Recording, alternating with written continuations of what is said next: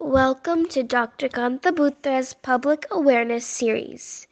Hello friends, Parkinson's week में मेरे साथ है doctor Anju Bhatt, dedicated pathologist, dedicated social worker.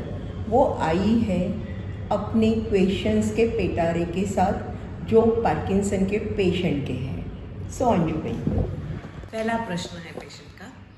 मेरी उम्र 50 के आसपास है। मेरे पिताजी को पार्किंसंस है, तो क्या यह बीमारी मुझे भी हो सकती है? First thing, Parkinson neuro degenerative disease है। 55 के एज के बाद 1%, जैसे उम्र बढ़ती है ज़्यादा होती है। सो ये हेरिडिटरी ऐसे नहीं है जो बड़ी उम्र में पार्किंसन हो रहा है वो, तो डरो मत। मुझे अभी अभी मालूम पड़ा है कि मुझे पार्किंसंस हुआ है, तो कितने साल में ये दवा से रुक सकता है? फर्स्ट थिंग, पार्किंसन हुआ है, बट आप जान लीजिए ये बीमारी अच्छी होती नहीं है। क्यों? क्योंकि यह बीमारी हमारे दिमाग में यहाँ पे एक छोटा सा भाग है, सब्सटेंशिया नाइग्रा। इसके अंदर डोपामिन नाम का सब्सटेंस तैयार होता है, और ये डोपामिन यहाँ पे लिबरेट हुआ तो आपका जो चलने का फिरने का एक्टिविटीज़ का काम हो जाता है। अब ये जो पेशेंट है पार्किंसन के, इनके अंदर ये सेल काफ़ी कम हो जाती है, मरने लग जाती हैं, और उसके कारण डोपामिन कम मिलता है। इसलिए आपको दवाइयाँ तो कायम ही लेनी पड़ेगी। जैसे उम्र बढ़ेगी शायद दवाई का डोज बढ़ाना पड़ेगा, दवाई बंद होने का सवाल नहीं है। अच्छा मैडम, तीसरा प्रश्न, मैं आयुर्वेदिक दवा लूँ तो क्या यह बीमारी उससे ठीक हो सकती है? नहीं, कोई भी दवा लो, क्योंकि बेस मैंने अभी आपको समझाया है, डोपामिन सिक्रेटिंग सेल ही अगर नहीं रहेगी तो कोई भी दवाओं से अच्छा होने का सवाल नहीं है। क्योर नहीं होगा, पर दवाइयों से आप अच्छे रह सकते। सही बात है। मैं लास्ट 2 साल से दिन की 3-3 गोलियां ले रही हूँ, पर अब तो दवा असर ही नहीं करती, तो अब क्या करूँ? जैसे समय जा रहा है वैसे दवाइयों का असर कम हो रहा है, क्योंकि वहाँ की डोपामिन सेल कम हो गई है।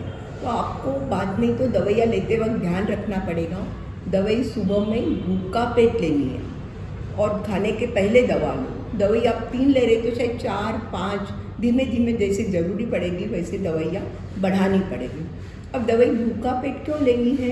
क्योंकि दवाई जो है वो अमाइनो एसिड है, और आपके खाने में समझो दूध, नॉनवेज या जो भी ले रहे हो, मिल्क प्रोडक्ट्स, वो सब में जो अमाइनो एसिड आते हैं, और उनके कंपटीशन में शायद दवा की मात्रा पूरी नहीं मिलती है। इसलिए ये दवा बाद में जब दवा असर नहीं कर रही है, अब भूखा पेट ट्राई करके देखो, फ़ायदा हो जाएगा। ओके मैम, अगला सवाल, मेरे हाथ टेंशन आते ही धुजने लगते हैं, तो क्या यह भी पार्किंसंस ही है?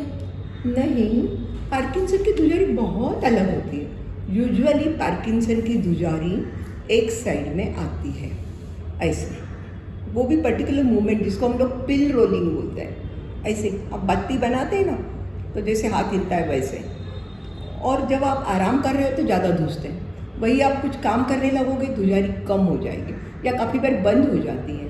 इसलिए ये धुजारी पार्किंसन की नहीं है। क्या खाने से बीमारी रोक सकते हैं और क्या नहीं खाना चाहिए?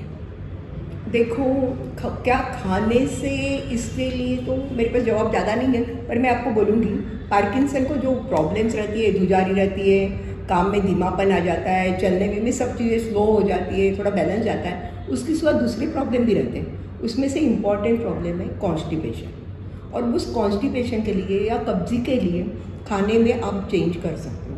हाई फाइबर डाइट, आप आटा छान के मत लो, फ्रूट्स लो, वेजिटेबल्स लो, तो उससे आपके जो पेट है उसके प्रॉब्लम काफ़ी सॉल्व हो जाते हैं। वो पार्किंसन के पेशेंट में बहुत ज़्यादा कॉमन होते हैं। फिर दूसरी चीज़ मैंने आपको बताई थी, मिल्क प्रोडक्ट्स और नॉनवेज चीज़ें, इन सब की, या बहुत सारी दालें, इसके साथ में दवाइयाँ मत लो, क्योंकि दवाई उसके साथ में शायद असर नहीं करेगी, खास करके जब बीमारी बढ़ी हुई तब। मुझे आधी रात को उठने में दिक्कत आती है, नींद नहीं आती, हाथ पैर दुखने लगते हैं, अजीब सा ही लगता है, तो यह क्या है? एक्चुअली काफ़ी बार दवाई का असर आपका आधी रात को ख़त्म हो जाता है, इसलिए आपको हाथ पाई में अलग से बेचैनी हो जाती है, दुखाव हो जाता है, सो नहीं पाते हो, बाजू बदल नहीं पाते हो। इसलिए आपको दवाई के टाइमिंग बदलने पड़ेंगे। शायद रात को दवाई लेट लो, लॉन्ग एक्टिंग दवा लो, और दवाइयों में दूसरी दवाइयाँ भी आती है, इसके सिवा डोपा अगोनिस्ट से वो आपकी दवाई आपके डॉक्टर की सलाह से एडजस्ट कर लो। खास करके रात को लॉन्ग एक्टिंग दवा ले लो 11 बजे के आसपास, तो काफ़ी बार मॉर्निंग तक आपका काम चल जाएगा। मेरे पेट की दवा चल रही थी। दवा के बाद 15-20 दिन के बाद मुझे काम करने में दिक्कत आने लगी, मैं झुककर चलने लगा। तो डॉक्टर का कहना है कि यह पार्किंसन है, क्या यह सच है? ये पार्किंसन है पर ड्रग इंड्यूस। मोस्ट काफ़ी बार क्या हो जाता है, जो पेट की दवाई देते हैं ना एसिडिटी की, उसके साथ में एक लिवोसल्फेराइड बोल के दवा देते हैं, और वो लिवोसल्फेराइड से काफ़ी बार पार्किंसन होता है। ऐसे तो बहुत सारी दवाओं से पार्किंसन होता है, लिथियम से होता है, काफ़ी एंटीसाइकोटिक दवाओं से होता है। सो आपको कोई पार्किंसन का पेशेंट आता है तो वेलप्रिन से होता है, तो पहले तो उसकी दवाइयाँ चेक करनी चाहिए कि उसको कौन सी दवा से हो रहा है, और ऐसी दवा होगी तो वो दवा निकालने से काफ़ी बार फ़ायदा भी हो जाता है। उसके साथ काफ़ी बार हम पेसिडेन रिसिडेन दवा देते हैं और पेशेंट को काफ़ी रिलीफ होता है, थोड़े दिन में ठीक भी हो जाता है। मेरे मम्मी को 10 साल से ज़्यादा पार्किंसंस है, वह दवा बिल्कुल असर नहीं कर रही है, तो क्या DBS हो सकता है? DBS का मतलब है डीप ब्रेन स्टिमुलेशन।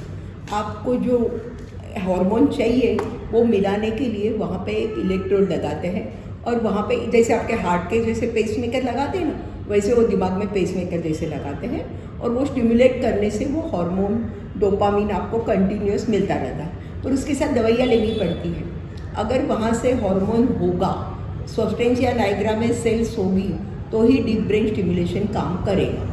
अगर आपके मम्मी को दवाई बिल्कुल असर नहीं कर रही है, काफ़ी बार दवाई असर नहीं करती है, तो दवाई लेने के बाद उनको ऐसे ऐसे ऐसे डिस्काइनेजिया डिस्टोनिया होते रहते हैं, उसमें डीप ब्रेन स्टिमुलेशन बिल्कुल काम नहीं करता। आजकल अल्ट्रासाउंड से पार्किंसंस अच्छा हो सकता है, ऐसा सुनने में आया है, क्या यह सच है? अल्ट्रासाउंड यानी अपनी अल्ट्रासाउंड मशीन नहीं है, वो टोटली अलग चीज़ है। वो दिमाग के लिए जो अल्ट्रासाउंड यूज करते हैं वो एकदम अलग है। वो उससे एकदम एक फोकस नक्की करते हैं, और उसके बाद में वहाँ के जो फाइबर्स हैं वो उनके वेव्स से तोड़ डालते हैं या एब्लेट कर देते हैं। ये उसके पीछे का प्रिंसिपल है। जो फोकस है उसको हटा दो। पर पार्किंसन के पेशेंट में पार्किंसन की जो मूवमेंट का प्रॉब्लम है उसमें ये ट्रीटमेंट ज़्यादा काम नहीं करती।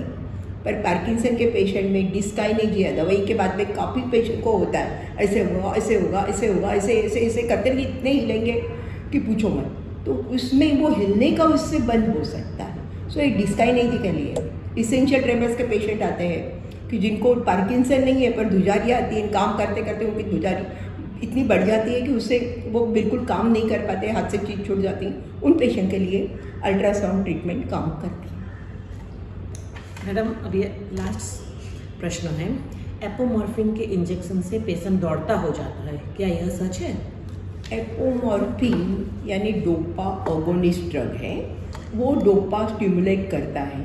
तो जब पार्किंसन के पेशेंट की बीमारी बहुत बढ़ जाती है तब उनके फ्रीजिंग एपिसोड आते हैं, एंड काफ़ी बार फ्रीजिंग एपिसोड दवा लेने के बाद भी बाहर निकल नहीं पाता है। उसके लिए काफ़ी मेथड्स हैं, पर कोई कोई के इतनी ज़्यादा लेट मीन्स बीमारी बढ़ी हुई रहती है बहुत सालों की, और फ्रीजिंग बहुत देर तक रहता है, उसमें एपोमॉर्फिन काम करता है टेम्पररीली। वो इंजेक्शन के बाद में पेशेंट चलता हो जाता है, उसका असर भी टेम्पररी रहेगा। अल्टीमेटली तो डोपा यानी डोपा डोपा डोपा दवा ही काम करेगी, दूसरा कुछ काम नहीं करता। सो ए रेस्क्यू फिनोमेना बोलते हैं, यानी रेस्क्यू यानी टेम्पररी आपको हेल्प कर रहा है। ओके, आज लगता है बहुत सारे हमारे पेशेंट्स के बहुत सारे प्रश्नों का हल मिल गया है। Okay, Thank you, ma'am. हाँ, अभी मुझे भी एक दो चीज़ें बताना चाहूँगी कि और भी नई एक ABB भी 951 बोल के इंजेक्शन निकले हैं, उसमें डोपा प्रो ड्रग रहता है। वो इंजेक्शन लोगे तो 24 घंटे तक धीमे धीमे धीमे दवा छूटती रहेगी, तो वो एक रहता है। पर फिर पेशेंट को करना क्या चाहिए? इतनी सारी नई चीज़ें हैं, उसके पहले से पहले करा लें? नहीं, सिंपल चीज़ें, हेल्दी खाना खाओ, कीप मूविंग, कुछ भी करो, स्विमिंग कर सकते हो, रनिंग कर सकते हो, वॉकिंग कर सकते हो, जॉगिंग कर सकते हो, योगा कर सकते हो, डांसिंग कर सकते हो, और भी कुछ जो आपको आता है सब करो, करते रहो। आपके काम धंधे मत छोड़ो, शर्म मत करो, मेरे हाथ धुज रहे मैं बाहर नहीं जाऊँगा, कोई शर्म मत रखो। एक बार जाओगे, दो बार जाओगे, तीसरी बार लोगों को मालूम होगा और कोई कुछ नहीं बोलेगा तो ठीक है, वो उनका प्रॉब्लम है, आप ध्यान मत दीजिए। सो ये सब होने के बाद स्लोगन क्या है? यू आर स्टिल यू, भूलो मत। You can still do amazing things despite Parkinson, और बहुत सारे लोग कर रहे हैं, आप खुद ही कर रहे हो और करोगे। सो पार्किंसन बोल के आप घर पे मत बैठो। Thank you.